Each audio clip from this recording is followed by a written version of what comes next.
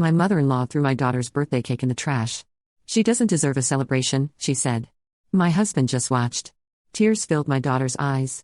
But then she smiled and said, "Grandma, I made you a special video." She hit play on her tablet, and my mother-in-law turned white. My mother-in-law, Dolores, stood over the trash can holding my daughter's unicorn birthday cake like it was contaminated waste. The 3 layers of vanilla cake I've spent hours decorating were about to meet coffee grounds and last night's leftovers. She doesn't deserve a celebration. She announced to everyone at my 7-year-old's party, the words cut through the happy birthday song we'd been singing just seconds before. My husband, Craig, just stood there, silent as always, his hands frozen mid-clap while our daughter Rosalie watched her grandmother destroy what was supposed to be the highlight of her special day.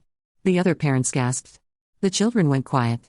But what happened next made Dolores wish she'd never stepped foot in our house. I'm Bethany, and I'm about to tell you how my 7-year-old daughter outsmarted the woman who'd been making our lives miserable for years.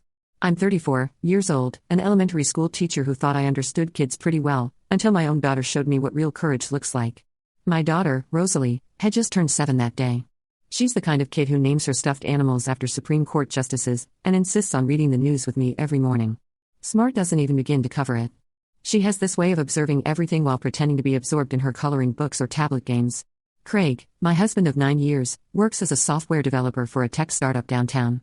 He's 36, brilliant with computers, terrible with confrontation. He's the guy who apologizes when someone else steps on his foot. I fell in love with his gentleness, but that same quality meant he never stood up to the one person who needed standing up to the most.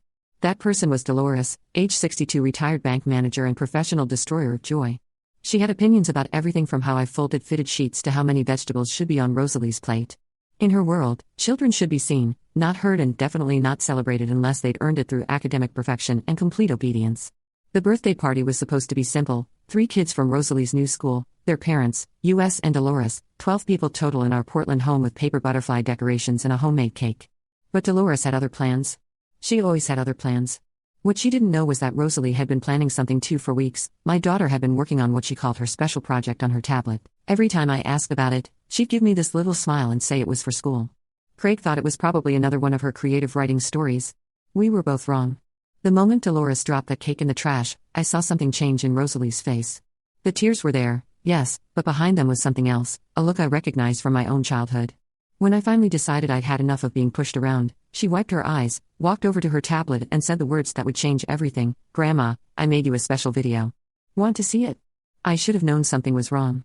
When Dolores arrived at Rosalie's birthday party carrying nothing but her oversized purse and that familiar look of disapproval, she walked through our front door at exactly 2 p.m. surveying our living room like a health inspector who'd already decided to fail the restaurant. No gift bag, no card, not even a half-hearted balloon from the dollar store.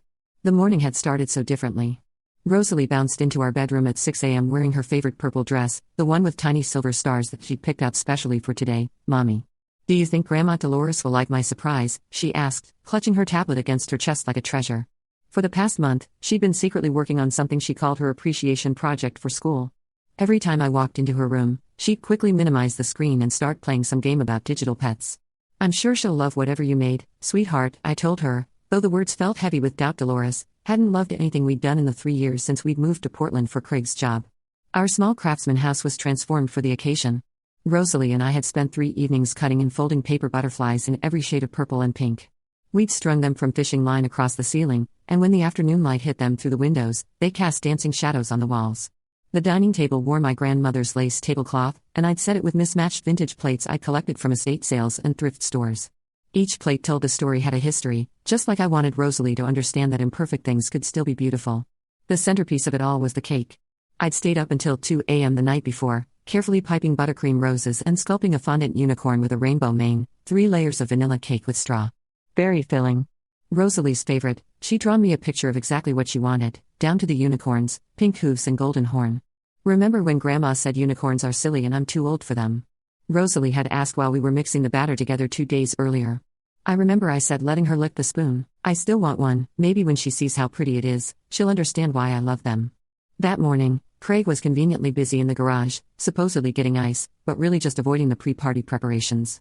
He'd been doing that more lately, finding reasons to be elsewhere when his mother's visits loomed. His weekly calls with her had become exercises in deflection. "Mom's just traditional," he'd say, after hanging up, rubbing his temples. "She means well, but meaning well and doing well are 2 different things," and Dolores had been steadily chipping away at our family since the day Craig proposed to me, a teacher. She'd said when he told her my profession, well, I suppose someone has to do it, as if shaping young minds was equivalent to mopping floors.